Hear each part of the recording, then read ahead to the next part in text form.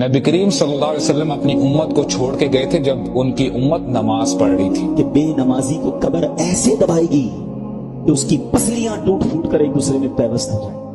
بندے کے کفر اور اسلام کے درمیان فرق ہی نماز ہے.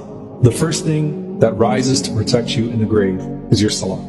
جو چیز فرق ڈالتی ہے نا مسلمانوں میں اور غیر مسلمز میں نان مسلمز، وہ کیا ہے؟ نماز. ہر کام شفٹ کر دینا مگر کبھی نماز کو شفٹ نہ کرنا، نماز اپنے وقت پہ پڑھنا. نماز جان بوجھ کر قضا کرے گا، اس کا حشر بروز قیامت فرعون، حامان اور ابی بن خلف کے ساتھ ہوگا. میرے نبی کے دنیا سے جاتے ہوئے آخری الفاظ تھے الصلاۃ الصلاۃ الصلاۃ. میری امت نماز نہ چھوڑنا، نماز نہ چھوڑنا، نماز نہ چھوڑنا. بندے اور کفر اور ایمان کے بیچ فرق نماز ہے، اسے ترک کرنے سے بندہ مشرک قرار پاتا ہے. ہمارے نبی کہہ رہے ہیں کہ سب سے بڑا چور کون ہے؟ وہ جو نماز میں چوری کرتا ہے.